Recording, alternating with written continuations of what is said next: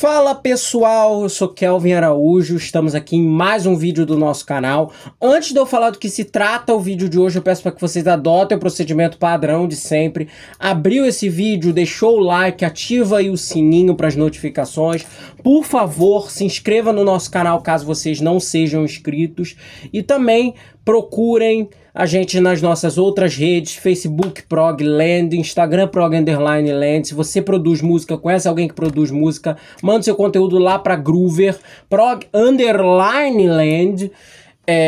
E também, por último e não menos importante, siga a gente no nosso site proglandmusica.wordpress.com, que nós temos conteúdos de resenhas e também entrevistas eventuais e adicionais que vocês não vão ver aqui no nosso canal.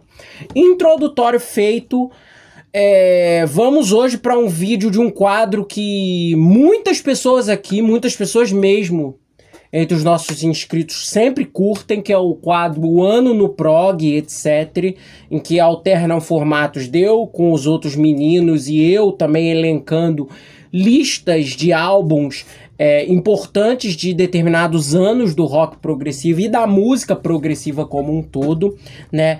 E agora, no apagar das luzes de 2025, eu resolvi fazer o ano no prog de um dos anos mais importantes da história da música progressiva e do rock progressivo, um ano extremamente prolífico, que foi o ano de 1970, né? Só para vocês terem uma ideia, né? Geralmente eu faço 20 álbuns aqui selecionados por vídeo e etc. A gente já tem outros formatos aqui publicados de outras listas de outros anos. E esse ano foi tão prolífico que, para eu elencar os discos que eu considero discos chaves da música progressiva de 1970, eu tive que aumentar a lista, né? Eu tive que aumentar a lista de 20 para 25. E ainda assim, eu pretendo fazer, eu vou fazer em janeiro, a gente vai publicar agora no canal, né? Uma lista, duas listas adicionais de trabalhos voltados ao jazz fusion e ao movimento do folk progressivo, que estavam muito em voga ali no ano de 1970, e tem discos fenomenais que partiram meu coração aqui não colocar nessa lista, então eu vou fazer eles numa lista separada para eu ter também a desculpa de falar desses discos que eu adoro também, que são discos muito importantes, né? E alguns desses álbuns também a gente vai fazer conteúdo agora, também no início do ano, porque como esse ano a gente também teve muitas entrevistas e muitas intempéries, assim, dos conteúdos mesmo que a gente planejou publicar, no comecinho agora de 2026 a gente vai ter uma rebarba de efemérides redondas, entre aspas, de 1970, 75, por aí vai, tá? Então vai alguns lançamentos que a gente já fez vídeo aqui desses álbuns, né, vão estar ao ar aí agora em 2026, né? E alguns roteiros. Essa lista aqui é uma lista basicamente de opinião pessoal, gosto pessoal meu, mas que representa muito bem a música progressiva. Tem coisas aqui de todas as áreas, todos os países, todas as línguas, né? Tem coisa francesa, tem coisa brasileira, tem coisa portuguesa, tem coisa italiana, tem coisa inglesa, obviamente. E por aí vai. Eu espero que seja uma lista muito contemplativa para todos que gostem, né? Eu peço também para que vocês também procurem, ouçam os discos aqui. Alguns discos que a gente falou nessa lista, que estão aqui nessa lista, eu já fiz vídeo aqui no canal, então não vou me estender muito falando deles nesse vídeo, porque já tem vídeo inteiro sobre eles, né? E é isso, né? A lista é basicamente baseada nesses critérios e por aí vai, né? Eu já tirei fora os lançamentos mais jazz fusion e também os lançamentos mais orientados a folk prog. Então nessa lista tem mais coisas progressivas mesmo em si. E também um outro adendo. Alguns lançamentos de bandas que lançaram 2 álbuns, pra gente também não limitar ainda mais o número de bandas e de discos na lista, né, pra ser uma lista mais heterogênea possível, eu tirei aqui. Então, por exemplo, o King Crimson lançou 2 discos em 1970, que foram o In the Wake of Poseidon e o Lizard. Só um deles está na minha lista, o Van der Graaf Generator e Idem. E por aí vai. Isso aconteceu com outras bandas, né? E então eu quis fazer isso para a gente ter o maior número possível de diversificação de nomes nessa lista do que eu considero os 25 álbuns mais representativos do ano de 1970 na música progressiva.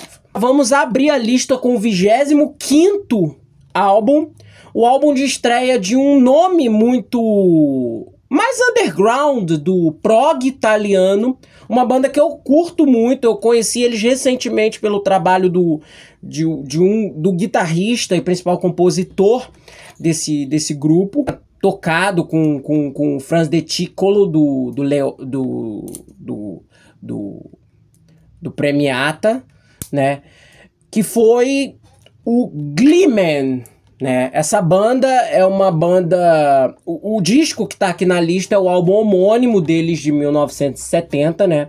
O Gleeman é uma banda de Genoa, né? Liderada justamente pelo próprio Bambi Fossati, né? O Bambi, ele, embora seja uma banda progressiva, o grupo tinha muitas raízes, claro, no blues inglês e etc. E no movimento do acid rock, do proto-metal, que surgiu ali no final dos anos 60, com Jimi Hendrix, continuando ali seu trabalho, suas gravações, seu conteúdo ali no circuito underground da Itália e por aí vai, até que em 1970 eles gravaram o álbum de estreia deles, uma versão muito famosa de Lady Madonna, né, que era uma releitura de uma das músicas dos Beatles e etc. Eles também chegaram a fazer uma releitura de Helter Skelter, né, do álbum branco também, que teve um certo burburinho ali no movimento underground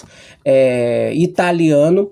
E esse álbum de estreia do Gleeman é um disco chave do que é para mim o cenário do prog italiano. É um disco muito feroz, muito forte, muito dramático e de performances muito viscerais, que para mim são os elementos chaves do prog italiano em vista de outros movimentos da música progressiva e etc, né?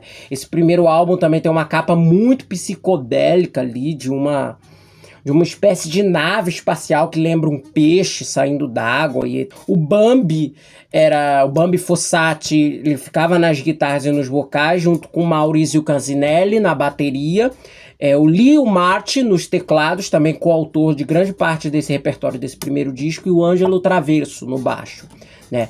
E o disco é ótimo, o disco tem esse lado muito progressivo, mas muito forte, muito pesado, mas sem ser aquele peso oriundo do prog metal, um peso muito atmosférico, mas também com muita força e dramaticidade, né? O disco é ótimo, tem grandes músicas, eu destaco Induzione, parte 1 e 2, Divertimento, né, que é a reta final do disco, também a música Spirit, que é do início do álbum, e é um disco também muito curto em termos de duração. O disco ele tem 10 músicas, dura 40 minutos e etc. Uma oitiva extremamente boa, muito fácil, e tá aqui o 25º álbum na nossa lista, Gleeman, com seu álbum homônimo. 24º lugar, já temos aqui o primeiro disco que eu já fiz vídeo aqui no canal, né? É um álbum que eu fiz vídeo em homenagem a um integrante que faleceu esse ano, que foi Simon House, violinista do Hawkwind e também que tocou com o David Bowie e também fez vários outros trabalhos e etc. Da primeira banda dele, a primeira banda de heavy prog, né? Ou hard prog, como queiram. Que foi o High Tide, o segundo álbum homônimo do High Tide, de 1970. O disco ele tem 3 músicas só, é um petardo do prog, Um disco muito bem conduzido, uma das primeiras gravações, pelo menos ao que consta e ao que eu sei, né, do violino, assim, dentro do contexto do prog, do rock como um todo e etc, sem ser aquela pegada mais fusion, coisa do tipo. Simon House, do Tony Hill, que é o grande mestre ali das guitarras, Peter Pavliou no baixo e o Roger Haden na bateria. Descasso, muito bom, uma evolução muito bem ajambrada do disco de estreia deles, que foi o Sea Shanties, de 69, uma capa lindíssima também. E o último disco do High Tide, porque a banda logo se desfez, eles só voltariam ali pelo fim dos anos 80, dos anos 90 lá. Quarto lugar, High Tide, né, com seu segundo álbum. 23º lugar aqui no nosso vídeo, outra banda seminal aqui do movimento progressivo, né, essa bem mais conhecida que as duas anteriores aqui que eu citei, né. E a gente não pode falar do ano de 1970 na música progressiva sem falar, obviamente, da cena de Canterbury e principalmente do Caravan, que lançou seu segundo álbum, If I Could Do It All Over Again, I Would Do It All Over You, né? Título enorme, a gente até tem que respirar depois de falar, né? E esse segundo álbum, ele é um dos grandes discos da carreira do Caravan. É um disco que simbolizou um período de muito amadurecimento para eles, até por questões pessoais e técnicas, porque eles tinham lançado o álbum de estreia em 1969, etc. E logo depois do lançamento desse disco, que não aconteceu e etc., não foi um disco de grande repercussão e coisas do tipo, né? O álbum...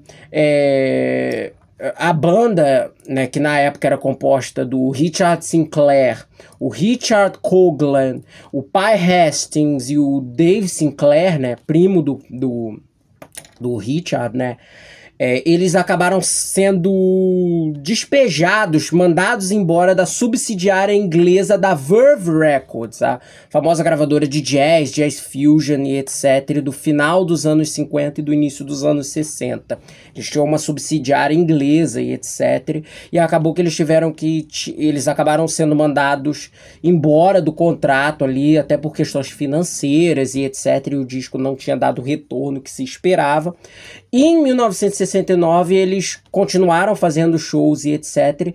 E as sessões do If I Could Do It All Over começaram ainda em 1969, mas tiveram que ser adiadas por uma série de questões, por questões de problemas ali de composição e problemas até de brigas internas entre os integrantes, principalmente do Pai Hastings com os demais membros e etc, né? E acabou que o disco acabou sendo adiado e etc, e os membros não chegavam num consenso entre os arranjos das músicas e coisas do tipo, até que em março de 1970, entre fevereiro e março de 1970, mais ou menos ali o arranjo final das músicas foi produzido e etc, foi finalmente ajambrado nas músicas. E se a gente for analisar de fato esse álbum em comparação ao disco de estreia, principalmente esse álbum aos trabalhos seguintes do Caravan, né, o In the Land of Grey and Pink, principalmente o Waterloo Lily, o For Girls Who Go Pump in the Night, por aí vai, outros discos também,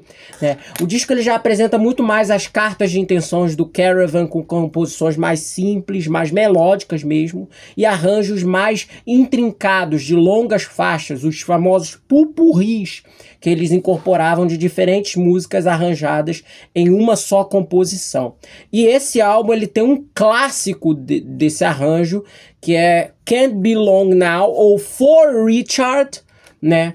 Que é um dos maiores clássicos da banda e etc. Uma música de 15 minutos que ocupa todo o segundo lado praticamente do LP. Além dela, claro, a faixa título é uma ótima composição. To the Ground, que ela é comumente abreviada, porque os títulos são longos, né?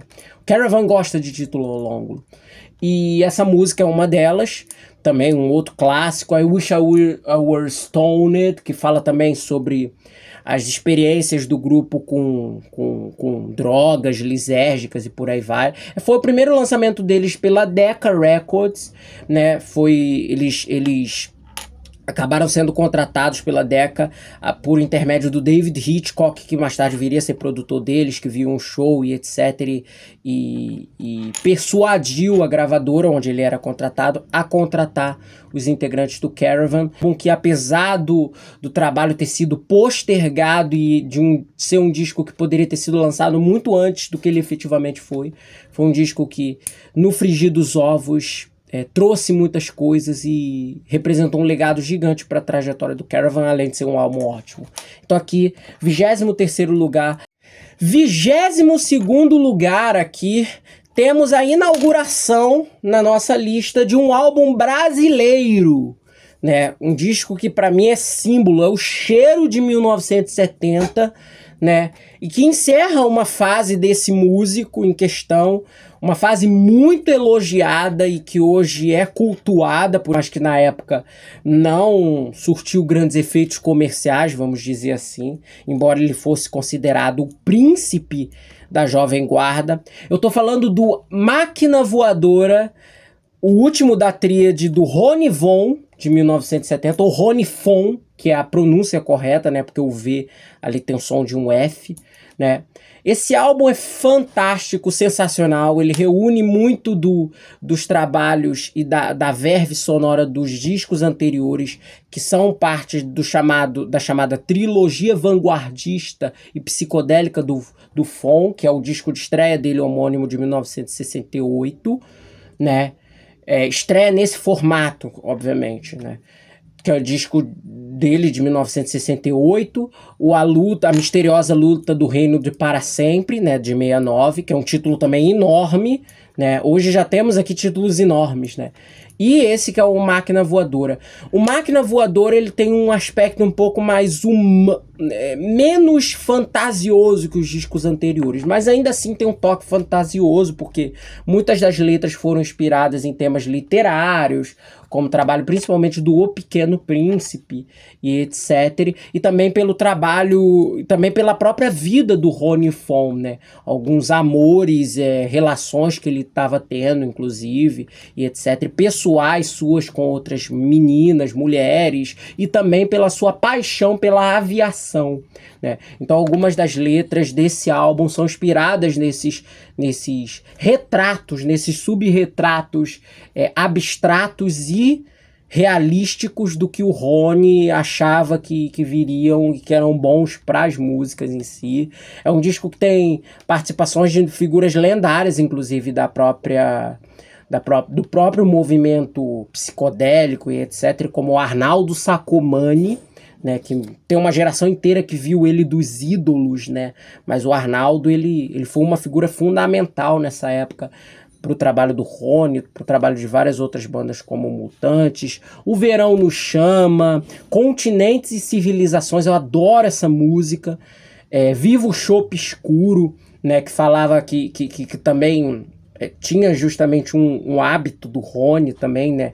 O hábito dos bares e etc, né? Enseada, uma ótima música. Tema de Alessandra, que é uma composição totalmente floydiana, né? Então esse álbum, ele representa muito desses aspectos orquestrados, mais experimentais, mais streetsy, né? Os sons dos discos anteriores tinham um pé muito da produção fantasiosa dos arranjos, e aqui tem uma pegada um pouco mais roots, menos fantasiosa, o que me faz com que o Máquina Voadora seja o meu favorito dessa tríade. E um baita álbum, um exemplo claro de um psicodelismo cinematográfico, e que encerrou infelizmente a carreira do Ronnie Fon nesse período, né? Porque logo depois ele acabou partindo para outras vertentes e etc, né? Ele depois virou apresentador lá da TV Tupi, participou de novela e apresentou e já apresenta já nas últimas décadas o Todo Seu, né? Que é um clássico programa de entrevistas dele, que foi acho que foi da Gazeta, e agora eu acho que tá no ar na Rede TV, salvo engano, né? A gente não podia deixar de citar aqui.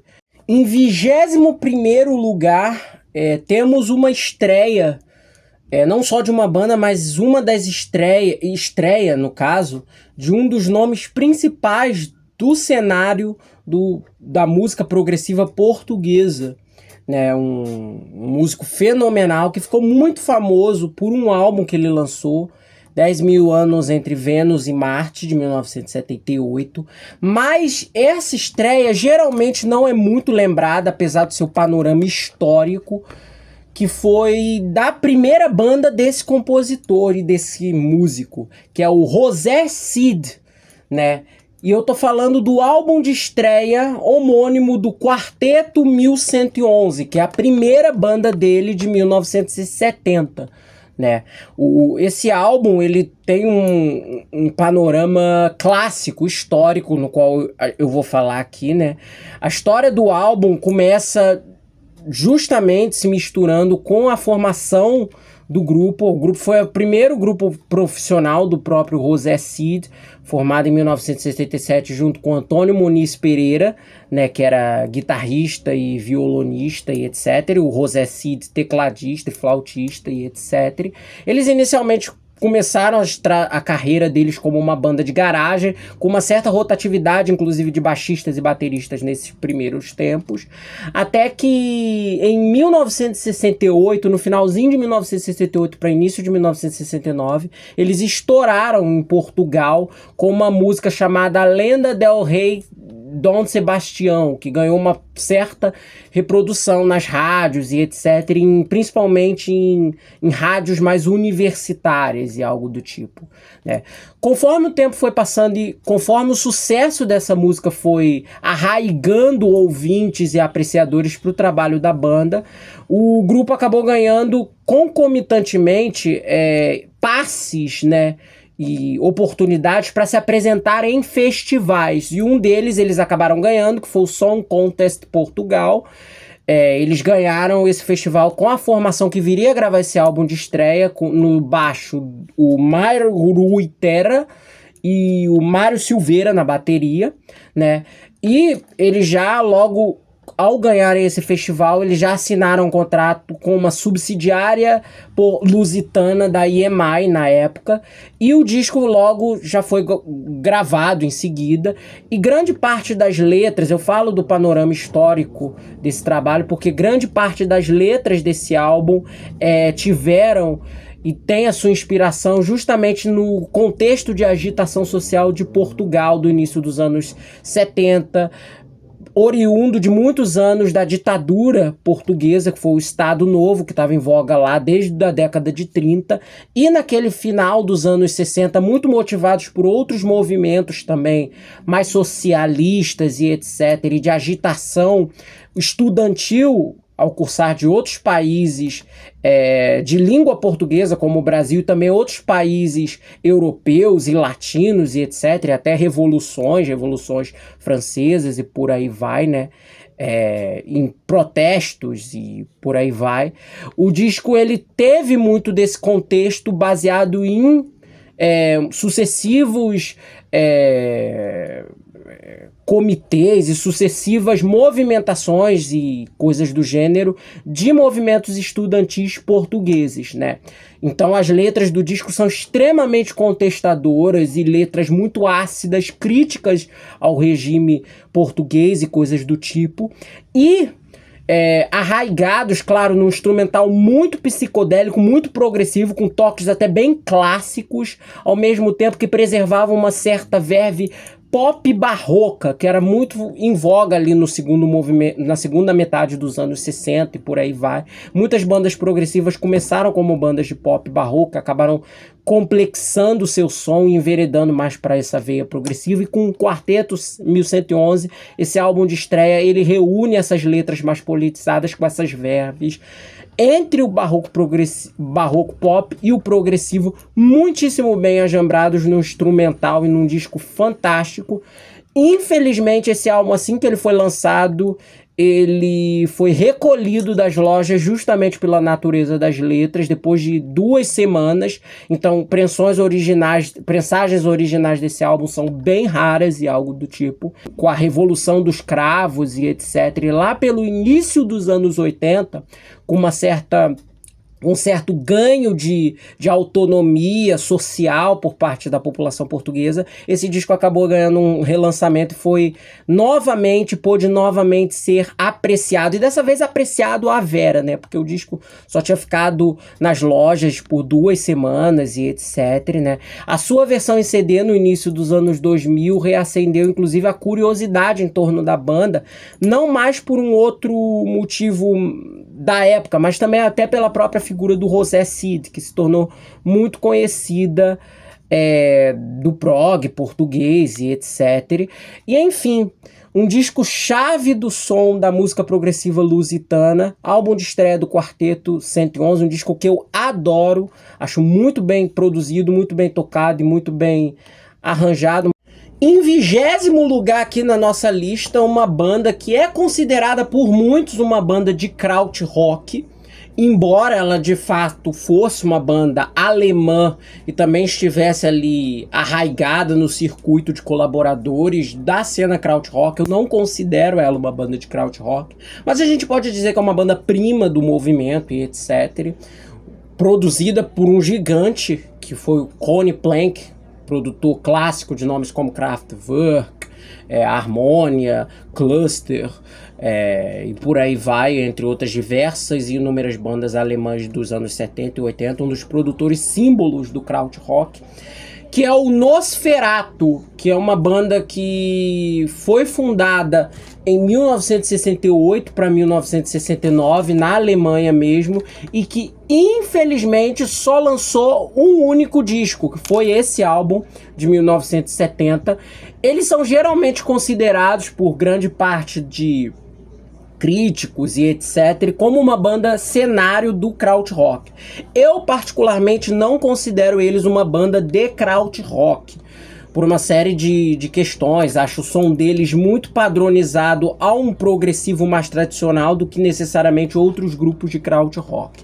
Mas o fato é de que o grupo, se a gente for analisar uma das características do krautrock, tem no seu álbum de estreia várias características de experimentação muito fortes, oriundas do jazz, da psicodelia principalmente, da ambient music particular, mas principalmente de elementos mais jazzísticos e até, por que não dizer, orquestrais também, né? Embora, claro, tivesse aquele som mais atmosférico e muito mais denso em termos de sonoridade do que outras bandas mais fusion ou bandas mais orquestradas a um tipo de som mais sinfônico dentro do progressivo. O disco é muito bom, o álbum tem só 6 faixas, foi produzido pelo Conny Plank, né?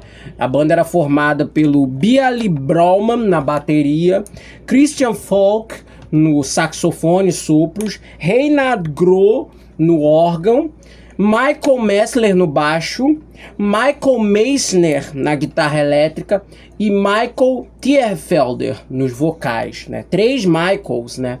E o grupo, infelizmente, acabou se desfazendo.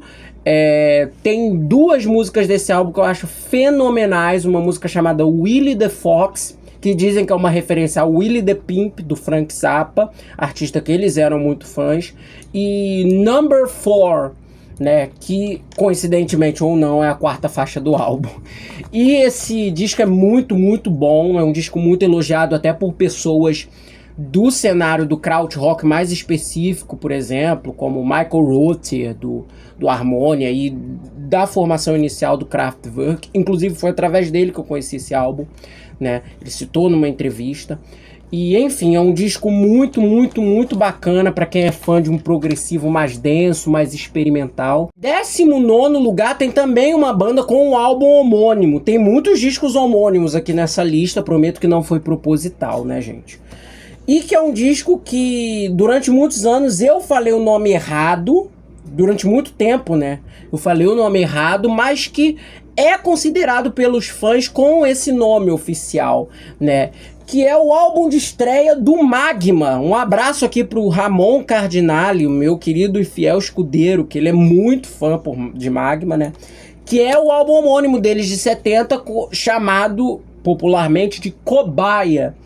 E esse álbum é o meu favorito do Magma, tá aqui em 19º na lista. Não é nenhum demérito, né? Porque os discos aqui, os 25 álbuns que eu tô falando, são discos que eu gosto muito, muito, muito, muito. Foi um ano muito prolífico. E esse álbum é o primeiro do grupo, fundado pelo Christian Vander, pelo Klaus Baskis e pelo Francis Moze, né? Pelo menos nessa primeira formação, né? Eu gosto muito desse álbum porque, pra mim, ele apresenta alguns elementos do que é o ZU e etc. Mas ele não é tão imerso num estilo composicional tão ritualístico e tão reducionista do que viria a ser o ZU, que é o próprio gênero que o Magma e o Christian Vander inventaram, digamos assim, né? Embora aqui já tenha muitas das influências, como a principal de todas, da língua cobaia, que veio a ser a língua em que as músicas do grupo são feitas, né? Tem uma música aqui em inglês e o resto do álbum ele é todo falado em cobaia, né? Que é a língua do planeta onde os habitantes da história resolvem sair da Terra em um momento de confusão, um momento em que a Terra está na beira do seu apocalipse, e eles vão para esse mundo particular que é o cobaia, e a partir dali todos os álbuns da discografia do Magma são centrados nesse universo. O disco ele é duplo, mas é um disco muito bem ajambrado. Eu gosto desses trabalhos iniciais, desse do 101 Centigrades, né? 1001 Centigrades, não é 101, é 1001, agora que eu tô lembrando. Eu gosto muito desses primeiros trabalhos porque tem muitas influências mais jazzísticas, mais operísticas e etc, com outras influências até de música concreta e a ambient até, mais diversificadas do que os discos posteriores, em que eles arraigaram mesmo no som do ZU e etc, que são discos muito bons, como o Contra Cortes e o MDK, que o Ramon fez vídeo aqui no canal. Enfim, eu gosto muito desse álbum, acho uma recomendação fantástica, é o meu disco favorito deles, então não podia estar de fora aqui dessa lista. 18º lugar aqui da nossa lista, outro disco de estreia homônimo, eu juro que não é pessoal, mas é aquilo. Acabou que esse vídeo que eu tô falando muito de discos de estreia, né? Mas vamos chegar lá na frente, vai ter muitos discos que não são de estreia. Então, não é proposital. Em 18º lugar, um disco símbolo de uma banda símbolo do movimento hard prog. Eu não posso fazer uma lista de melhores álbuns de 1970, discos representativos do ano de 1970 na música progressiva, sem citar o álbum de estreia do Wishbone Ash. Isso é um crime, né?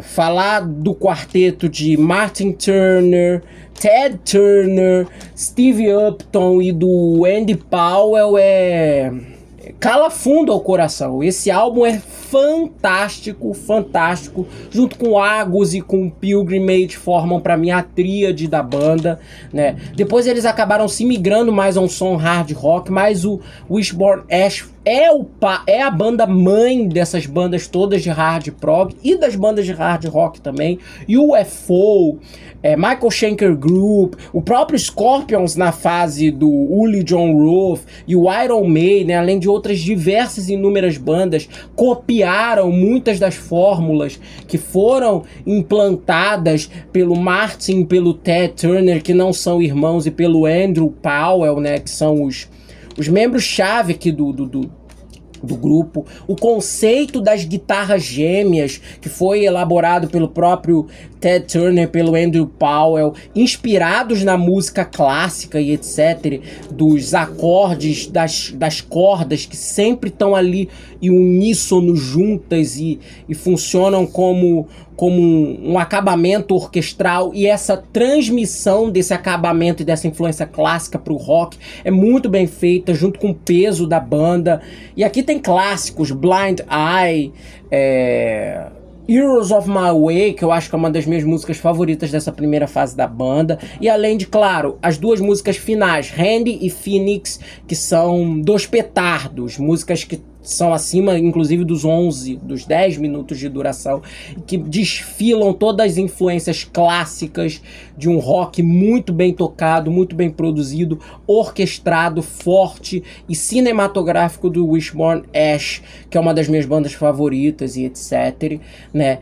E um som muito particular do que é o prog, mas muito também calcado na música clássica. Inclusive, um dos motivos pelo quais eles acabaram tendo contato com a RCA e com Derek Lawrence, que foi produtor e também ajudou a banda nesses primeiros anos, foi inclusive pelo Rich Blackmore, né, que é um, confesso, fã de música neoclássica e etc. E na época o Wishbone Ash tinha aberto alguns shows do Deep Purple e ele ficou fascinado pelo som da banda, e ele mesmo falava que o Wishbone Ash fazia o som que ele sempre quis fazer no Deep Purple e nunca conseguiu, e só viria a tentar implantar ali no Rainbow, né? E é isso, esse álbum não tem nem mais o que dizer, é um disco de uma oitiva imprescindível. 17º lugar aqui na nossa lista, uma banda fundamental da música progressiva argentina, um grupo que, junto com vários nomes da América Latina no progressivo, eu tô falando do Arco-Íris com seu álbum de estreia sensacional de 1970. Ele tem o Arco-Íris, né? Foi uma banda fundada no período de 67 e 68 pelos dois principais membros do grupo, que são o Gustavo Santaolalla e o Guillermo Bodarampe, né? Eles dois são guitarrista e multi-instrumentista e vocalista e baixista e também eventual tecladista, respectivamente, né? Os dois eles já tinham fundado ali o grupo nos anos 60, ali inicialmente como uma banda de rock, de garagem e etc. Aos poucos eles foram amalgando e melhorando, aprimorando o seu som para outras influências do jazz fusion, da própria música argentina tradicional e por aí vai, e também no movimento progressivo que estava nascendo mundo afora, principalmente na Europa. Em 1970 o disco de estreia deles foi lançado. O disco de estreia do Arco-Íris, esse álbum de 70, ele é essencialmente composto de faixas mais curtas que outros discos da banda. Alguns lives mais sinfônicos e até de óperas rock que o grupo tinha, como por exemplo no trabalho mais conhecido deles, que é o Sudamérica, o Regreso a la Aurora, de 72, que é a obra-prima deles, né, junto com o Tempo de Resurrección, que já é um disco também de 72, e nesse salto de 70 a 72 a banda ela teve um crescimento artístico muito grande, etc. Até pela entrada de um outro membro da formação clássica, que é o Horácio Gianello, na bateria. Um dos bateristas mais talentosos da Argentina. E ele, junto com o Oscar Moro, fazia um trabalho fabuloso assim, nas baquetas. São dois dos meus bateristas favoritos. E esse trabalho ele apresenta faixas mais curtas e etc. em termos de duração e uma estrutura mais enxuta. O disco não tem nem 40 minutos, mas ainda assim é um disco de composições muito pegajosas ao ouvinte e composições ainda assim muito oriundas do estilo de som rebuscado, do estilo de som técnico e do estilo de som muito bem ajambrado em termos de arranjos que vão do jazz a da música clássica, com o peso e a ferocidade do rock, com também melodias mais pop e melodias até da canção tradicional argentina, né? E Camino é uma música que eu adoro desse álbum. Canción de Cuna para el Niño Astronauta, que veio a ser um dos clássicos da banda. E, claro, a música de encerramento, que já abre muito, que já é uma música mais patente nesse tipo de som, que é Y Ahora Soy, que é uma música de 12 minutos. Álbum símbolo do prog argentino. Em 16º lugar, temos aqui na nossa lista um nome que eu confesso que é um dado viciado meu, porque eu sou muito fã dela e etc. E me tornei até mais fã depois de quando eu soube do falecimento dela ano passado, né? E teve um nome aí, teve um comentário aí de um rapaz, ou telespectadora, não vou me recordar qual era o gênero, quem era a pessoa, que achou inusitado eu colocar o nome dessa cantora e desse grupo na lista de 1969, né? Mas eu coloquei, na ocasião, eu vou colocar o disco deles de 70, né? Não é uma estreia, é o segundo álbum dessa parceria, né? Que é a Catherine Ribeiro e Alpes, né? Que é o grupo, o conjunto liderado pelo Patrice Mullier, né? Que é o parceiro pessoal e composicional, foi o parceiro pessoal e composicional da Catherine Ribeiro durante o período dos anos 70 e etc.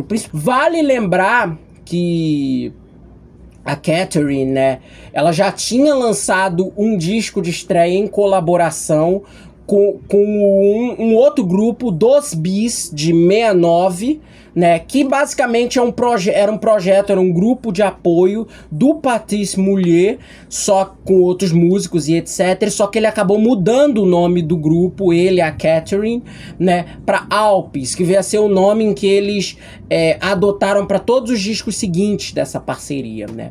E esse álbum, ele é um disco muito bonito porque ele é centrado nas influências da música portuguesa, né? A Catherine, embora seja francesa, ela tem descendência portuguesa e etc. E isso fica muito nítido nos arranjos e na produção musical do disco em si. Inclusive tem 2 músicos que foram chamados pela própria Catherine, pelo próprio Patrice, para tocarem o que eles chamam de violão ou guitarra portuguesa, porque era parte dos arranjos das músicas. É um disco lindíssimo, um dos trabalhos mais bonitos da Catherine Ribeiro. É um disco de produção um pouquinho mais enxuta que os discos seguintes, não tem o trabalho mais rebuscado que o M. Debut, por exemplo, que é de 7.1, e o próprio Pois, né, País, de 7.2, que é o clássico dela, eu acho que é o disco mais famoso dela, e por aí vai. E os discos seguintes também, porque tem uma produção muito mais... É uma produção mais stripped down, né, até pela natureza das composições e etc. E o disco é um disco muito bonito, muito belo. Eu destaco nesse álbum... claro, a oitiva toda é muito impactante, mas eu destaco a música Poem Non Epic, que é uma música de 19 minutos, um tipo de composição totalmente viajante, que quem é fã de psicodelia, principalmente, vai amar essa composição. E eu adoro a voz da Catherine, uma voz bem onírica, não é uma voz super, ultra, mega feminina no que se espera, né? E esse disco é fenomenal, além de, claro, do Patrice e da Catherine, né? Tocam no disco o Dennis Cohen na bateria e percussão e no órgão, né? Esse disco é fenomenal, uma oitiva fantástica. Eu sou apaixonado pelo trabalho da Catherine Ribeiro e do Alpes. Em 15º lugar, um dos discos mais conhecidos aqui da nossa lista, segundo álbum e o disco mais vendido à época da carreira do King Crimson, In the Wake of Poseidon, né? Esse álbum, ele é um disco daqueles, né, que a gente tem muito em mente, né, até por resenhas e até ouvindo o próprio disco, de que é um trabalho que é um copia e cola em estrutura do In the Court of Crimson King, etc. E de fato mas a gente tem que analisar muito do contexto da época. Um disco basicamente feito a 2 mãos pelo Peter Sinfield e pelo Robert Fripp, etc. E depois da saída da debandada geral. Primeiro do Greg Lake, depois do Ian MacDonald. Quer dizer, primeiro do Ian MacDonald, depois do Michael Giles e por último do Greg Lake, que acabou sendo recontratado para o disco como cantor contratado, no meio de uma série de listas ali de cantores possíveis que eles queriam testar, incluindo nomes como Donovan, David Cassidy e o iniciante na época Elton John, né? E é um disco que eu gosto bastante, é um disco muito bem produzido, muito bem tocado, ainda assim, né? Grande parte do repertório já estava basicamente sendo feito pela formação ao vivo, né? The Devil's Triangle originava-se já de performances ao vivo da formação antiga. Pictures of a City, que era chamado de Amena City, né?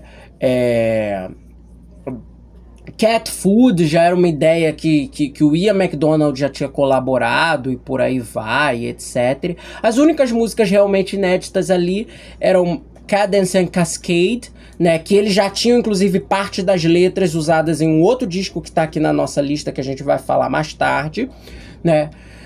E também In the Wake of Poseidon, que era a faixa título do álbum, mas ainda assim um baita álbum, um disco muito bom. Pictures of a City, um musicaço. A série de músicas Peace, que é uma música muito bonita, muito bem interpretada pelo Greg Lake, né? Cadence and Cascade, que é uma balada muito bonita e etc. E The Devil's Triangle, que é uma instrumental de respeito, uma música que é capaz de borrar a bota de qualquer um, que é uma instrumental bem aterrorizadora, e Cat Food, que mostrava já a direção avant jazz que viria a ser investida no King Crimson nos 2 discos seguintes. Em 14º lugar tem uma das minhas bandas favoritas desse início dos anos 70, uma banda símbolo também de uma época, né, da época do pacotão da Vertigo, ali do final dos anos 60 para o início dos anos 70, que trouxe várias bandas para o selo, e etc, incluindo, claro, Black Sabbath, Gentle Giant e outras bandas. Eu tô falando do Caterpillar, em um seu álbum homônimo de 1970, que é conhecido por quem conhece aqui do universo progressivo como o álbum da maçã, porque a capa do disco é uma maçã mordida e etc, uma capa muito bonita feita pelo Rick Britt, pelo George Underwood, que também mais tarde desenharia capas os álbuns do próprio Gentle Giant. Inclusive foi ele que desenhou o símbolo da banda, que é o velhinho do gigante gentil, né? E esse álbum, ele é fenomenal, ele apresenta muitíssimo bem as cartas de intenções do grupo fundado pelo trio da Anne Meek, pelo Robert Calvert nos sopros, não confundir, por favor, com o integrante homônimo do Hawkwind, e o Graham Wilson nas guitarras. É uma bandaça, a banda ela é uma banda com uma orientação muito apegada ao jazz e etc, e coisas do gênero. Então o som deles é um som muito pesado, soturno, né? Até em alguns momentos meio cinematográfico, quase indo pro terror até, né? Por uma questão mais psicológica, psíquica, não é um terror muito explícito em letras ou explícito em performance no palco, algo do tipo, acentuado pelos trabalhos nos sopros, principalmente do Robert Calvert, do Hugh Eggleston, que acabou saindo da banda depois, ele não participa do segundo disco, e pelo trabalho muito bem feito da seção rítmica do Dave Taylor e do Malcolm Fripp. Esse primeiro álbum é sensacional, o disco tem só 4 músicas, né? Eu destaco a oitiva inteira, mas claro, tem 2 músicas sensacionais que são a faixa de abertura Naked Death e a música Embryonic Fusion, né, de 25 minutos. Embora eu achasse que a música poderia ser um pouquinho menor do que ela eventualmente tem, né, mas Naked Death e as outras músicas também, gosto muito de Promises desse primeiro álbum, né, e também tem uma outra música, né, Tumblewood ou algo do tipo, né? Tumbleweed ou algo do gênero, não vou me recordar agora, mas eu acho que é Tumbleweed.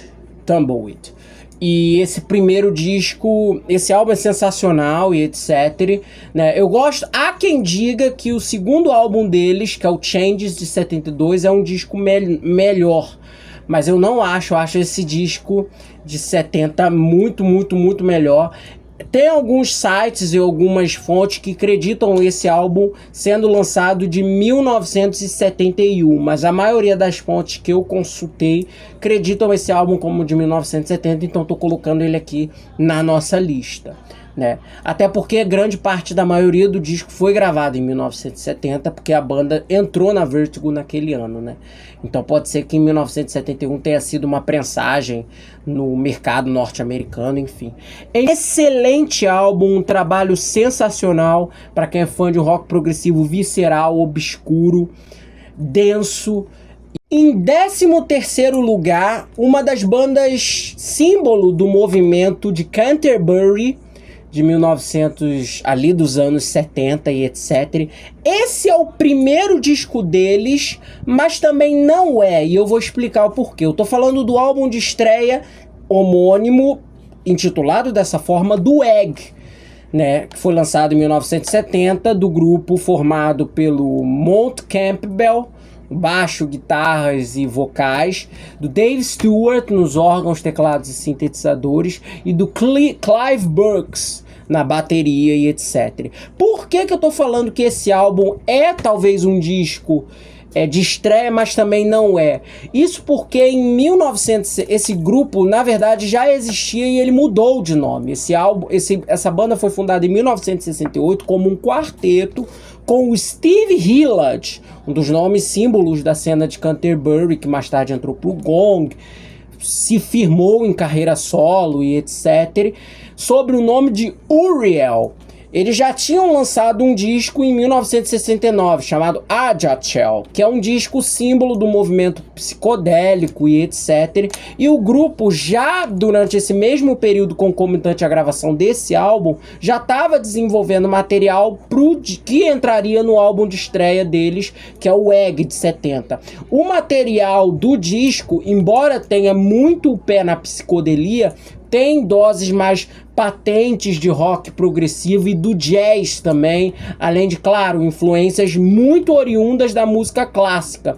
Tanto é que, além de, claro, você ter uma suíte intitulada Symphony No. 2, que ela foi intitulada dessa forma devido a ser uma segunda tentativa do grupo em fazer uma suíte sinfônica, entre aspas. O disco ele tem literalmente uma regravação de Fuga em Ré menor do Johann Sebastian Bach, vertida ali pro universo Egg e etc.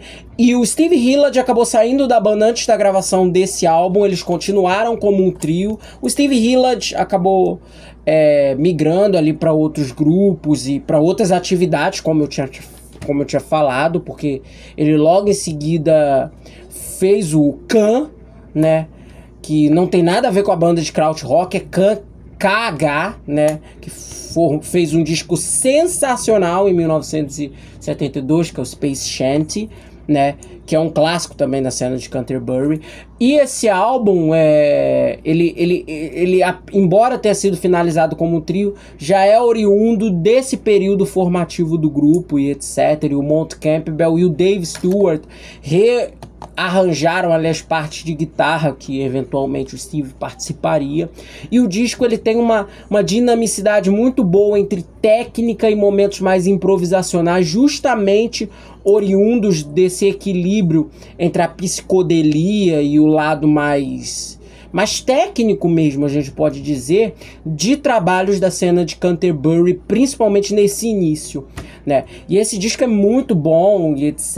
A Deram, na época, criativamente até falou que gostou muito do trabalho, e é um disco muito, muito, muito bem produzido, e eu sou bem suspeito para falar do Egg, porque eu sou fã de todos os trabalhos deles, inclusive do Polite Force, que é o segundo, que é o meu favorito, até o fim da banda em 1974.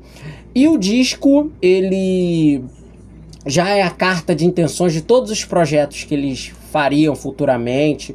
O Dave Stewart no próprio Hatfield and the North, no próprio trabalho até com Bill Bruford que ele viria a fazer depois, o Mont Campbell lá no National Health, por aí vai. 12º lugar aqui na nossa lista, um álbum também em parceria de dois músicos, né? Já tinha falado da parceria da Catherine Ribeiro com Patrice no Alpes e etc. Mas essa parceria aqui já é uma outra parceria de dois músicos que tocaram numa mesma banda, e essa banda já teve aqui na nossa lista, que é Ian MacDonald e Michael Giles com o álbum homônimo MacDonald and Giles. Sim, o disco ele é de 1970 e o disco ele foi um daqueles trabalhos feitos por dois músicos ali no auge das suas saídas da antiga banda e etc, e reaproveitando, claro, muita coisa que eles já tinham imaginado e até efetivamente feito para o King Crimson, né? Eles já tinham saído do grupo no início de 1970, oficialmente, etc. E o disco acabou sendo gravado entre maio e julho daquele mesmo ano, enquanto os dois músicos já arregimentavam um projeto a dois, né? Embora o disco seja titular dos dois, né? A gente pode dizer que quem capitaneou todo o repertório, a escolha dos arranjos e coisas do gênero foi o Ian MacDonald e etc. Até porque ele toca basicamente todos os instrumentos no disco. O disco foi feito mesmo a quatro mãos com ele, o Michael Giles, e duas participações muito especiais que não devem ser ignoradas. Uma delas do irmão mais novo do Michael, Peter Giles, que tinha formado com ele anteriormente o Giles and Fripp, e a segunda de um nome gigante do rock, que muitas pessoas nem lembram que ele participou desse álbum, mas ele participou. Stevie Winwood, sim, o lendário músico do Traffic, do Blind Faith, de carreira solo. Ele era fã assíduo do King Crimson e relativo colega ali do Ian MacDonald, e ele tocou em uma das músicas desse álbum, que é Sweet in Sea, uma música fabulosa, que abre o disco muito bem, né? Além delas, outras músicas excepcionais, como Flight of Ibis e Is She Waiting, principalmente essa, teve parte das suas letras reaproveitadas de Cadence and Cascade, né? Que acabou sendo finalizada no disco do In the Wake of Poseidon sobre outras letras e etc, né? E além delas, claro, Tomorrow's People, né, que é uma música que inclusive depois veio a ser tocada na 21st Century Schizoid Band, né, que era a banda que o Ian MacDonald e Michael Giles participaram nos anos 2000 com Peter Giles, Mel Collins e o Jaco Jaquiski, que depois entrou pro King Crimson para tocar o repertório da banda, né? E o disco se encerra magistralmente com a suíte, a grande suíte de 23 minutos e meio, Birdman, né, dividida em várias sessões e etc, e composição, além das outras que tiveram participação, que teve participação de Peter Sinfield nas letras, também ali, que também ao mesmo tempo, simultaneamente, era letrista do King Crimson. Um disco sensacional, que ecoa muito bem dessa primeira era do King Crimson, esse som jazzístico, pastoral e etc. Um disco considerado por muitos fãs como um irmão perdido da discografia da banda, e um álbum que sensacionalmente merece estar aqui na nossa lista. Em 11º lugar, um dos discos mais inventivos que eu descobri nos últimos tempos, que é da safra de 1970, de um trio canadense de progressivo eletrônico fenomenal, Cyrnix, com seu álbum de estreia homônimo de 1970. Tá repetitivo, eu sei, mas eu não posso fazer nada, né? Disco de estreia deles de 1970. O grupo ele foi fundado em 1969 por um trio, né, pelo John Cockell, né, que era tecladista, arranjador e etc, compositor do grupo, junto com o Doug Pringle, que era saxofonista e soprista, né? Inicialmente foi os dois, mas depois logo em seguida entrou o Alan Wells na percussão e etc. E já nessa combinação bem inusual de saxes, sintetizadores, principalmente o Moog, né, que era o sintetizador que o Cockell mais gostava de tocar e experimentar e etc. Já nesse início dessa formação e etc. E do processo de feitura do grupo, né, que nos seus primeiros shows faziam sets inteiros improvisados, né, O grupo já tinha uma experimentação e uma verve musical muito própria, né? Oriunda, claro, do eletrônico, com elementos meio da música de câmara, com influências um tanto jazzísticas do spiritual jazz, também algumas influências da música eletroacústica, principalmente em óperas, né? Principalmente no trabalho avant-garde, né? Então esse álbum ele é um resultado de uma mistura dessas mesclas, influências também da world music, a música africana e etc. E um músico muito improvável, um músico e produtor muito improvável, se apaixonou pelo som deles e produziu o álbum. Foi o Félix Pappalardi, integrante do Mountain, produziu vários discos para várias figuras, como o próprio Eric Clapton, Cream e etc., os caras do Yardbirds e outras gravações na história do rock, né?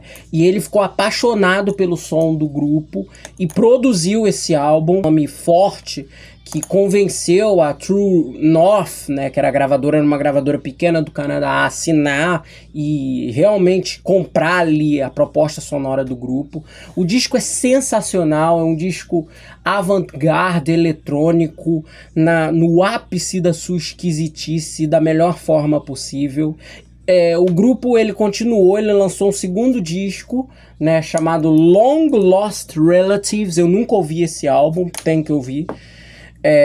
Em 1971 e logo depois se desfez, né? E fica aqui o registro porque o disco de estreia é aquele projeto de avant-garde eletrônico maravilhoso, muito bem sentido e que leva o ouvinte a um universo muito particular de esquisitice no melhor sentido da coisa e uma sensibilidade musical muito ímpar. Em 10º lugar, um álbum que eu já fiz vídeo aqui no nosso canal, né?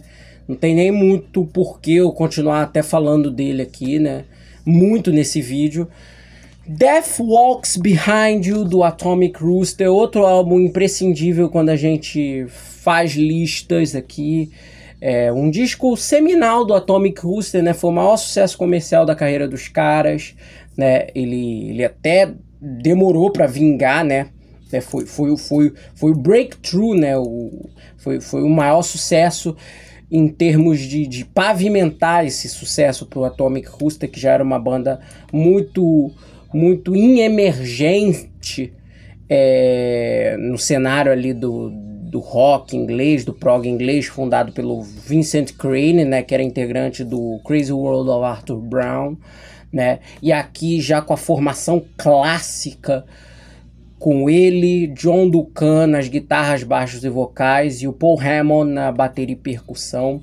Esse power trio, embora tenha sido uma formação relativamente curta, porque logo depois já entrou o Peter French, já entrou o Steve Bolton, o Rick Parnell, depois entrou o Christopher Lowe e etc. Ele já mudou o Atomic Rooster todo, né? E embora tenha sido uma formação curta, uma formação seminal que rendeu um disco fabuloso, um disco obscuro, muito com um certo tom fantasmagórico e etc, mas ao mesmo tempo muito cinematográfico, muito forte e muito progressivo em essência, né? Behind You, Seven Lonely Streets, Get Shattered, Sleeping for Years, enfim, grandes músicas, claro, Tomorrow Night. 9º lugar aqui da minha lista, um álbum que vocês sabem, banda do coração, não podia deixar de citar o Trespass aqui nesse vídeo de 1970, um trabalho assim fenomenal, a verdadeira estreia do Genesis, né? O From Genesis to Revelation é um disco do Jonathan King que ele utilizou 5 garotos ali da Charterhouse School, né, de cabresto para fazer aquela pastiche do som dos Bee Gees, né? O Trespass é a estreia real do Genesis, né? A banda florescida, a banda madura, em processo de maturação, né? Eu sempre fico assustado quando eu lembro que eles eram muito jovens quando eles fizeram Trespass, idade média entre os caras era de 18 a 20 anos. Eles eram relativamente mais novos que outras bandas contemporâneas deles, em termos não só de lastro comercial, como até de surgimento, a gente pode dizer. E o Trespa já mostra uma banda que ainda tá no auge, no caminho para o seu auge, na verdade, mas ao mesmo tempo tem um auge tão grande. É um paradoxo isso, né? Porque você vê que é um disco que falta uma produção, que falta algo que, por exemplo, o Selling England by the Pound já tem, que o Foxtrot já tem, mas ao mesmo tempo é um disco mas tão bom, tão avançado, tão bem feito, tão bem produzido, tão bem arranjado, tão bem performado, né? Cortesia, claro, de Peter Gabriel, Tony Banks, Mike Rutherford, Anthony Phillips, né? O último disco dele, infelizmente, uma figura fundamental para esse início do Genesis. E o John Mayhew na bateria, que fez uma bateria competente, né? Embora quando o disco já tivesse saído, Phil Collins já estivesse na banda, né? E um descasso, um disco sensacional. Abertura Looking for Someone, White Mountain, que eu acho uma das músicas mais subestimadas da história do Genesis. The Knife, claro que essa daí veio a ser carne de vaca, foi tocada ali nos shows como faixa de encerramento durante todo o período da era Peter Gabriel e tudo mais, né? Um clássico que mostra mais a força, a pegada hard, pegada do peso que o Genesis sempre teve, né? E especialmente Stagnation, que para mim é uma obra de arte, uma música que eu ouço e eu às vezes, quando eu termino aquela audição, eu fico, como uma banda é capaz de fazer isso, né? Moleques de 18 a 20 anos. Enfim, o Trespass é um disco muito especial. Foi um trabalho difícil. John Anthony produziu. Eu não gosto muito das produções dele. E foi um renascimento pro Genesis ali, né? Porque eles estavam tentando ter ali a sua gravação, ter ali a sua chance na Carisma. O Tony Stratton Smith foi um cara que deu a força ali, apostou nos caras, né? Eles quase gravaram esse álbum pela Threshold, que era o selo do Moody Blues, só que teve um entreveiro ali, acabou não acontecendo. E é um disco imprescindível. 8º lugar, outro álbum que é imprescindível. O álbum de estreia do Emerson Lake Palmer de 1970, né? Eu não sou o maior fã, confesso, da discografia da banda. Acho uma discografia muito irregular. Para mim, o que fez o ELP ser uma das maiores bandas do mundo eram os shows, eram o repertório dos shows e etc, mais do que os seus discos em si. Mas 2 trabalhos são aqueles trabalhos que a gente ouve e fala, caramba, esses caras eram isso tudo. Em termos de álbuns de estúdio, que eram o Trilogy e o álbum de estreia de 1970, que tá aqui, né, no nosso 8º lugar. Desde aquela capa linda da Pomba e etc, até um repertório que vai de The Barbarian, a Take a Pebble, uma das músicas mais lindas da história do progressivo, a Lucky Man, que é uma canção que é impossível você não se emocionar, Knife Edge, até os momentos solo de Three Fates e Tank ali, respectivamente do Keith Emerson e do Carl Palmer. Você tem um equilíbrio muito bem entre virtuosismo, melodia, potência e força amalgadas em um repertório que é imbatível, um disco muitíssimo bem produzido e que a gente percebe de cara porque que esse álbum foi uma febre assim quando foi lançado na Inglaterra em 1970, e que mostrou que aquele grupo, apelidado por muitos de Novo The Nice, né, era muito mais do que uma mera sombra da antiga banda do Keith Emerson. Um disco belíssimo, muito bem feito, um disco que foi um golpe de sorte, porque a banda estava começando, tinha um equipamento caríssimo para pagar e etc, e deu certo, né? Um disco desse merece todas as nossas reverências. Em 7º lugar aqui na nossa lista, outro álbum seminal, álbum clássico também da safra de 1970, segundo e último disco da banda lançado nesse ano, né? A to He Who Am the Only One, do Van der Graaf Generator. Primeiro álbum que já despede-se da fase quinteto, porque o Nick Potter ele participou de 3 das 5 músicas do álbum e ele saiu no fim das gravações, e a partir daqui o Van der Graaf Generator se tornou um quarteto na sua formação clássica, continuou no Palm Hearts, no God Bluff, por aí vai, né? E esse álbum ele representa muito um ápice sonoro dessa primeira fase do Van der Graaf Generator, que eu chamo de primeira fase antes do hiato, em que o Peter Hamill foi fazer os discos solo dele e depois voltou no God Bluff, né? Eu gosto muito de como esse trabalho ele representa muito bem a melhor mescla, né, dessa fase inicial do Van der Graaf Generator, em músicas sensacionais, matadoras, com perdão do trocadilho, como Killer, House with No Door, que é uma música fenomenal, Lost, que eu acho que hoje é a minha favorita do disco, enfim, toda hora muda, Pioneers Oversea, Imperialist War Room, que tem a participação brilhante do Robert Fripp na guitarra, e a construção dessas músicas, né, a evolução sonora do Van der Graaf Generator, como aqui as músicas são repletas de overdubs, efeitos de fita, colagens e etc, né, de uma maneira muito artesanal, diferente dos sons mais diretos, mais crus da segunda fase da banda e etc. E eu gosto demais desse álbum, embora o disco sofra de um problema, que é a produção do John Anthony. Eu não gosto das produções dele, né? Assim como o Trespass, né? Porque são produções da mesma gravadora, a Carisma e etc.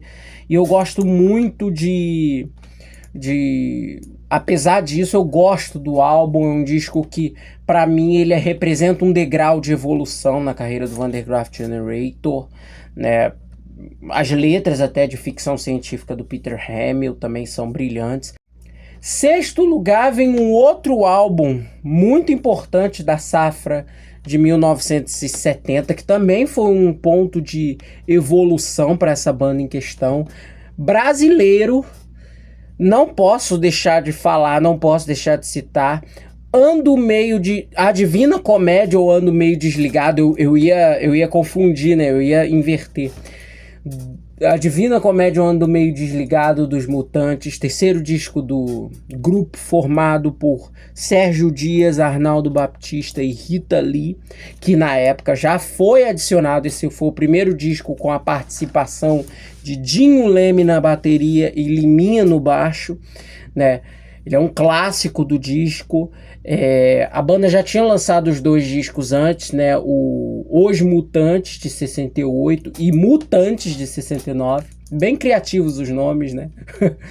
E a banda já estava alçada como um nome forte, de primeira grandeza do movimento tropicalista e etc., com muitas influências de MPB, bossa nova, samba e até e claro, internacionais, e o rock em si, a música de vanguarda, o rock and roll como um todo, e por aí vai.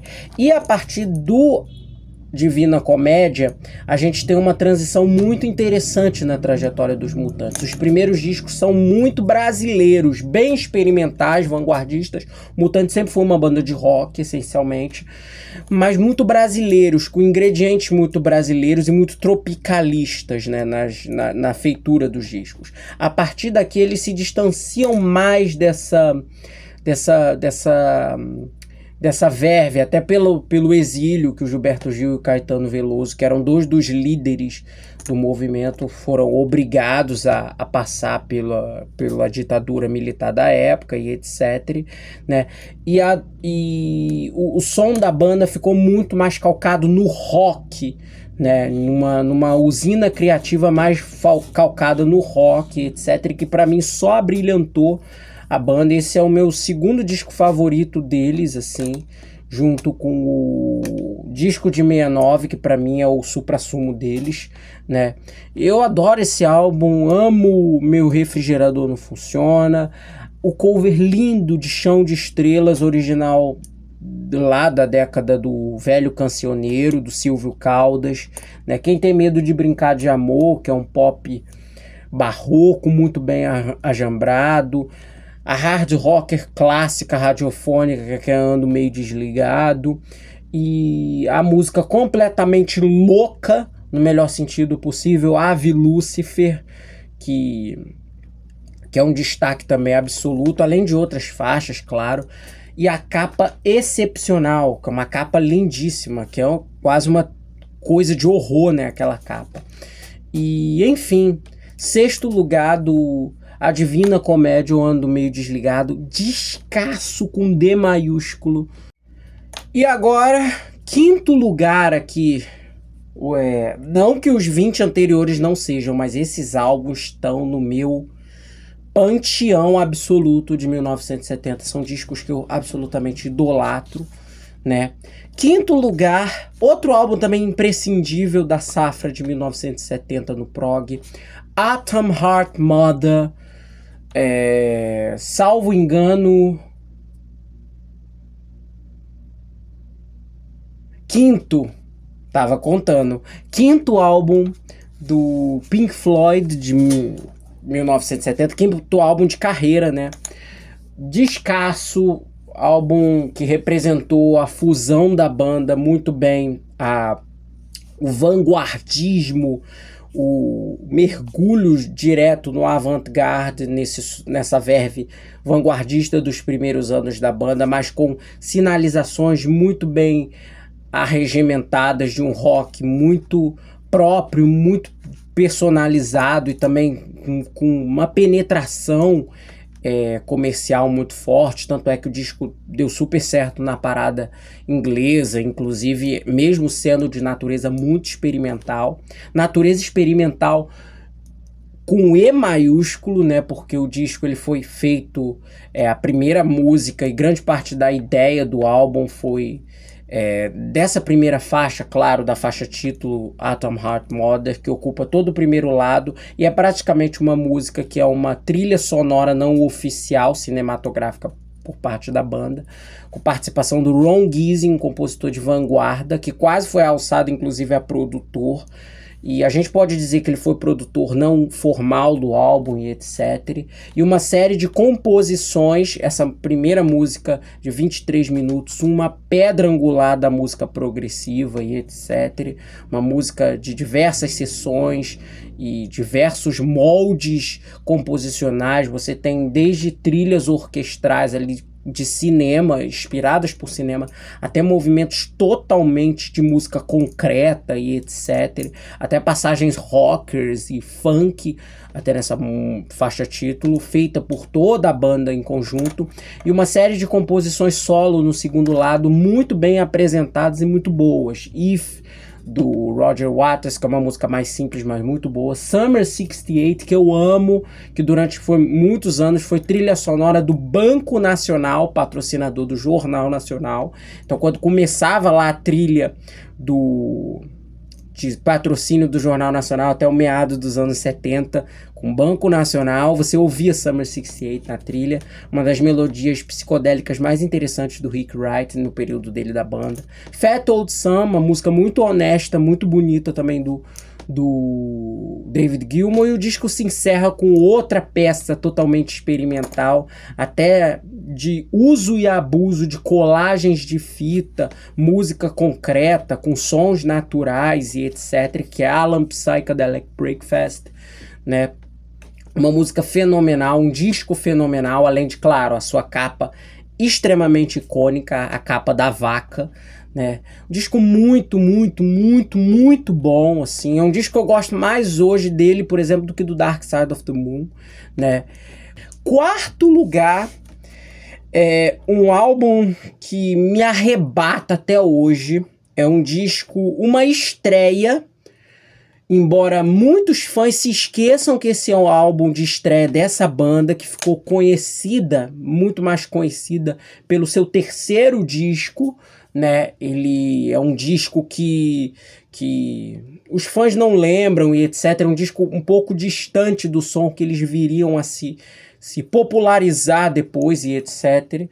mais do pop progressivo, mas esse primeiro disco é bem progressivo, raiz e etc, mais cru e com muitos elementos de improvisação, jamming, solos e passagens mais virtuosas, que é o álbum de estreia do Supertramp de 1970, o disco da Florzinha. Esse álbum é fenomenal, um disco extremamente bem tocado, bem produzido, na época em que Roger Hodgson e Rick Davies ainda compunham juntos. As músicas, as letras são do Richard Palmer James, que mais tarde virou letrista e etc, e trabalhou para Deus e o Mundo, King Crimson e vários outros artistas, né? E esse primeiro álbum apresenta o Roger cantando como cantor exclusivo das faixas. O Rick ainda não era cantor ainda, não se tinha descoberto como cantor. E o som é absolutamente fenomenal. É um rock progressivo que lembra muitos elementos do Moody Blues, mas com algumas passagens muito mais jazzy, mais técnicas, com elementos muito improvisacionais e solos. As músicas são muito baseadas também em jammings, em fortes melodias no órgão, que é o principal som do disco, etc., junto com a guitarra mais rasgada, que em alguns momentos lembra alguns trabalhos, por exemplo, do Traffic, banda que eu citei aqui por causa da participação do Stevie Winwood no disco do MacDonald and Giles, né? Então, esse álbum lembra muito isso, é um som bem mais cru, é o único álbum da carreira do Supertramp sem saxofones, né? Embora tenha sopros no disco, todos tocados pelo Roger Hodgson, que toca baixo nesse álbum, depois ele migrou para guitarra. Esse disco é fenomenal, foi gravado só durante a madrugada, assim, né? Porque os integrantes, eles tinham lido uma lenda de uma das bandas favoritas deles, que era o Spooktooth, né, que eles só gravavam de madrugada, e eles quiseram gravar de madrugada. O engenheiro lá, que era o Robin Black, ele sofreu, né? E o Richard Palmer James fala isso. E o repertório é fenomenal. Linda balada Shirley, e 3 canções petardos esquecidos da trajetória do Supertramp: It's a Long Road, Maybe I'm a Bigger e Try Again. Essa uma música que ultrapassa os 12 minutos de duração, uma das maiores canções da carreira do Supertramp e etc, em termos de extensão. Um disco fenomenal, fora Nothing to Show, Shadow Song, que é uma música intimista muito bonita, Words Unspoken, que é uma música meio prog, folk, psicodélica, também muito bacana. Eu idolatro esse álbum. E terceiro, chegamos no nosso pódio, galera. Chegamos no nosso pódio. E pra mim, em terceiro lugar, o terceiro melhor álbum de música progressiva de 1970 é um álbum brasileiro que reuniu simplesmente Wagner Tiso, Zé Rodrigues, Robertinho Silva, Fredeira, Luiz Alves e Tavito. Eu tô falando do álbum de estreia do Som Imaginário, grupo que foi fundado originalmente pelo Wagner Tiso, maestro e pianista, em 1967, enquanto ele era vizinho e também músico de acompanhamento do Milton Nascimento e etc. Desde lá da época quando o Milton foi pro segundo Festival Internacional da Canção com Travessia, e o Tiso resolveu formar um grupo com os amigos dos dois em comum, né, que era um dos clãs que tinha no Clube da Esquina. Tinham vários clãs, né, que foi o Robertinho Silva, o Luiz Alves, o Tavito, o Zé Rodrigues e o Fredeira, né, que depois virou Frederico na guitarra e etc. E entre os anos de 1968 e 69 eles foram montando repertório aos poucos. Em 1969 o Milton Nascimento chamou a banda para ser a banda de apoio dele do espetáculo que ele estava montando, Milton Nascimento e o Som Imaginário.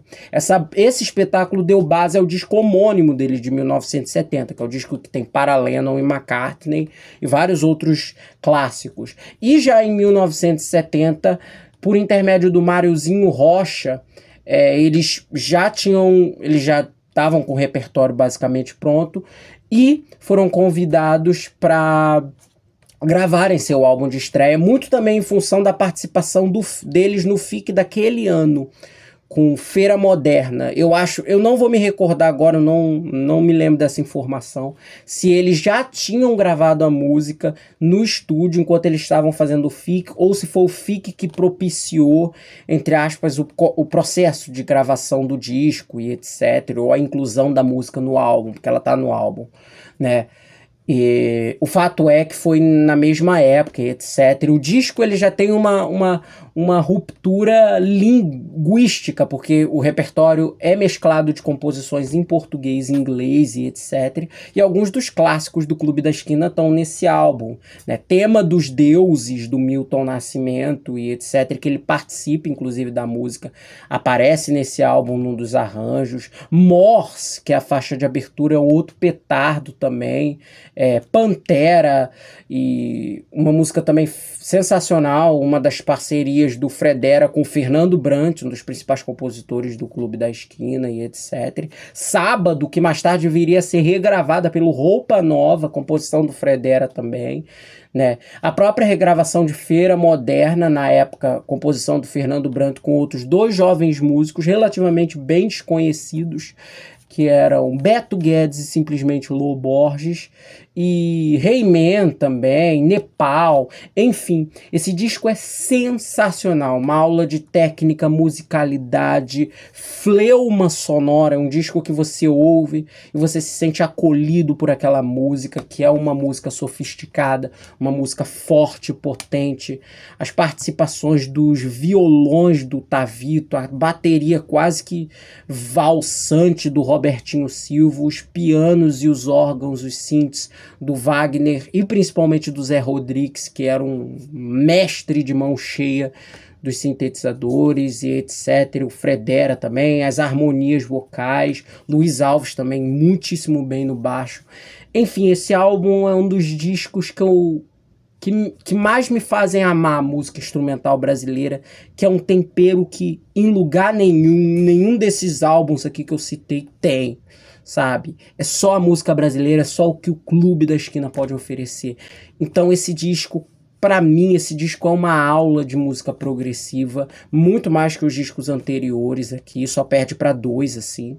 Ouçam tudo, gente, o disco de 7-1, Matança do Porco, o recente agora que eles lançaram pela Far Out, que é a banda do Capital, enfim, ouçam. Em segundo lugar, né, o segundo melhor álbum de prog de 1970, eu não poderia também deixar esse vídeo de fora, o álbum de estreia do Gentle Giant de 1970, o sexteto amalgado da antiga banda Simon Dupree and the Big Sound, com os irmãos Derek, Ray e Phil Schumann, juntos com Gary Green, Martin Smith na bateria e Kerry Minner nos teclados. Isso tentando falar, né, os cargos, entre muitas aspas, né, porque os integrantes, todos eles eram multi-instrumentistas, e você tem simplesmente esse álbum, a carta de intenções do Gentle Giant apresentada da melhor maneira possível, em um som que vai do clássico, vai do R&B, da influência muito forte do rock, inclusive, dos elementos neoclássicos, dos elementos da música dodecafônica. Você tem também, ao mesmo tempo, tudo isso amalgado em composições muito penetrantes ao ouvinte, etc., que fizeram com que eles fossem uma das bandas mais queridas minhas e etc., e do pessoal aqui do nosso canal. Vocês sabem o quanto é uma banda aqui do coração, a gente fez a entrevista com eles, né? Foi difícil segurar a emoção naquele dia. E enfim, essa estreia é absolutamente arrebatadora, porque é um disco de estreia em que você ouve, você fica de boca aberta, você fica muito bem acompanhado. E o disco ele apresenta todos os elementos do grupo da melhor forma possível, em termos de capa, em termos de capa, brilhantemente feita pelo George Underwood, até a produção do Tony Visconti, etc. e tudo mais, né? Clássicos da trajetória do grupo, Funny Ways, que veio a ser peça fundamental na maioria dos shows do Gentle Giant até o seu fim, Giant, que é uma música extraordinária, Alucard, Nothing at All, enfim, Why Not, enfim. Um disco sensacional que apresenta muitíssimo bem o que é o melhor que o Gentle Giant pode oferecer e etc. Gravado em pouquíssimos dias porque não tinham dinheiro para o estúdio e que é o ápice, a reunião do máximo que a música progressiva pode oferecer junto com esse álbum que a gente vai falar agora no primeiro lugar. E agora o número 1, o number 1 aqui da nossa lista, derradeiro álbum e simplesmente para mim o melhor álbum de música progressiva de 1970. Talvez um álbum que não muitas pessoas se lembrem e etc, mas eu acho que certamente os fãs dessa banda vão concordar comigo. A Question of Balance, sexto álbum de estúdio do The Moody Blues. Sim, para mim esse é o melhor disco de música progressiva de 1970, por uma série de motivos. O primeiro deles, né, a gente tem que analisar o contexto histórico. Entre 1968 até 70, o Moody Blues eles tiveram uma arrancada comercial relativamente grande, né, a partir do In the Search of Lost Chord de 68, etc.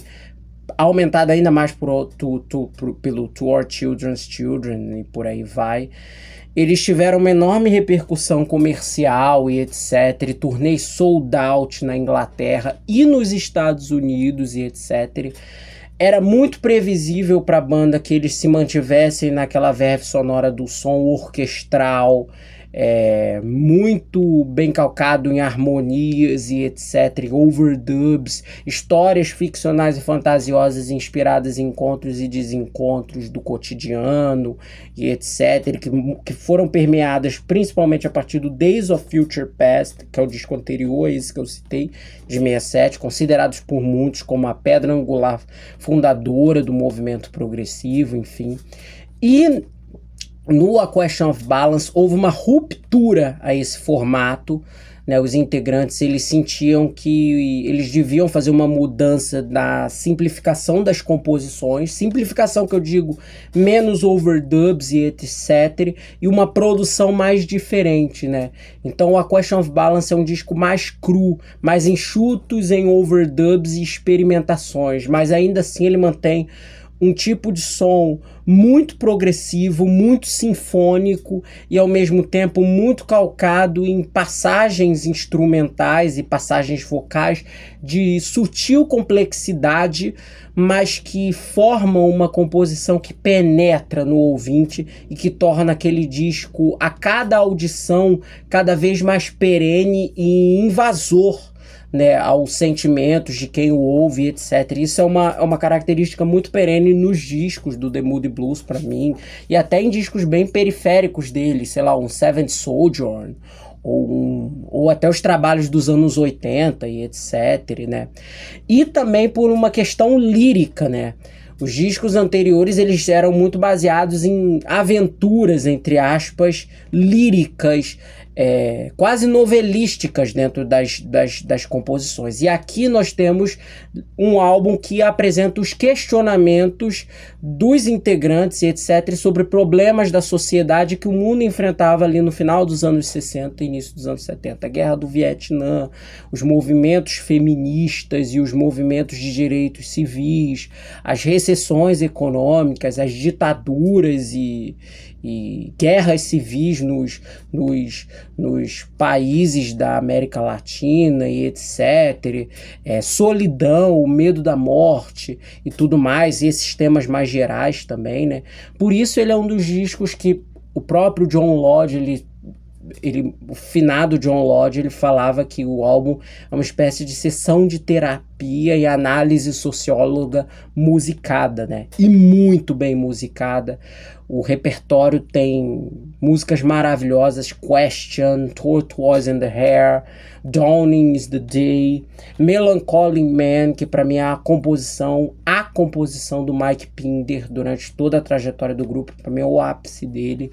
Fora outras composições e etc, um disco que vale inteira a audição, né? O álbum não à toa teve um sucesso, continuou a onda de sucesso, chegou no 3º lugar nos Estados Unidos, foi top 10 de mais de 10 países e por aí vai, ajudou a cimentar a popularidade da banda. Eles tocaram no Festival da Ilha de White em 1970, um disco que eu digo que a cada escuta que eu faço dele, eu gosto mais dele. É um disco que eu ouço e eu falo, esse álbum é uma capacidade que a cada vez que eu ouço, eu não só não enjoo, como é uma audição que cada vez me traz coisas novas e só sentimentos bons, assim, sobre as músicas, sobre a letra. E é uma banda fenomenal, assim, uma banda que a gente precisa tirar a ideia de que o Moody Blues é só Talking All of Eternity e Days of Future Past, né?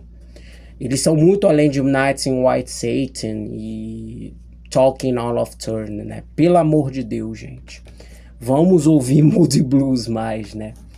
Enfim, esse pra mim é o ápice da música progressiva em 1970. Enfim, eu espero que vocês tenham gostado dessa lista. O vídeo ficou meio enorme, né? Porque é muito álbum. Mas eu espero que eu tenha dado um panorama muito bom. Espero que tenha dado também condições para que vocês procurem os álbuns aqui citados. Muita coisa ficou de fora. Alguns vão ficar nesse vídeo extra que eu falei que eu vou fazer e etc, que vai ao ar agora em janeiro, mais voltado a Jazz Fusion e a Prog Folk também. E é isso, digam aí nos comentários o que vocês acharam, o que vocês não gostaram e etc. E vale tudo, vale discordar, vale questionar e etc, né? Só não vale me xingar, porque eu sou gente boa, sou um amorzinho. Enfim, é isso. Até o próximo vídeo do nosso canal. Tchau, tchau.